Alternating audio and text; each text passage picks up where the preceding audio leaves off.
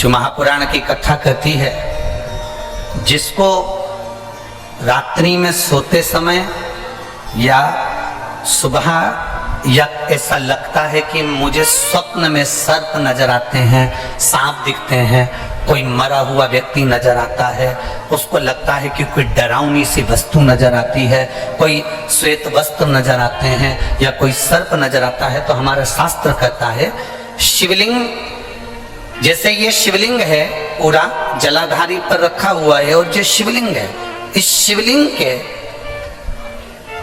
5 स्थान ऐसे नियुक्त कर लीजिए। कितने स्थान? 5। चंदन लीजिए, उस पे एक चावल का दाना, एक अक्षत, वो भी चंदन में गीला करा हुआ, पूरा चावल का दाना। 5 स्थान नियुक्त कर लो। एक स्थान ये कर लिया, हमने चंदन लगाया, उसमें चंदन का चावल का दाना लगाया। दूसरा स्थान हमने ये नियुक्त करा, हमने चंदन लगाया, उस पे चावल का दाना लगाया। तीसरा स्थान हमने ये नियुक्त करा, चंदन लगाया, चावल का दाना लगाया। चौथा स्थान हमने ये नियुक्त करा, चंदन लगाया, चावल का दाना लगाया। 5वां स्थान हमने ये नियुक्त करा, चंदन लगाया, चावल का दाना लगाया। बस एक बेलपत्र अशोक सुंदरी वाली जगह पर पहले चढ़ा देना है, फिर ये 5 स्थान पर चंदन की बिंदी और एक चावल का दाना लगा देना। इस बेलपत्र को उठाकर लाना है प्रदोष काल में।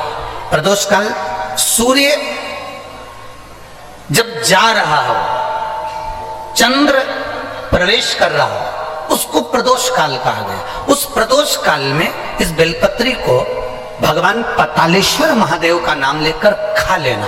कभी जिंदगी में तुम्हें सर्प का स्वप्न आ ही नहीं सकता और सर्प का भय नहीं हो सकता। ये पतालेश्वर 5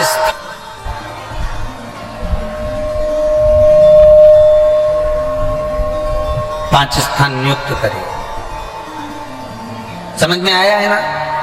5 स्थान यदि हम नियुक्त करते हैं और 5 स्थान नियुक्त कर कर हम चंदन की बिंदी रखकर एक चंदन में भिड़ा हुआ चावल, चंदन में गीला किया हुआ चावल का एक दाना 5 स्थान पर यदि हम लगाकर एक बेलपत्र पहले समर्पित कर कर उसको लगाकर फिर हम उस बेलपत्र का प्रदोष काल के समय पर भगवान पतालेश्वर का स्मरण कर कर उसको पा लेते हैं, तो हमें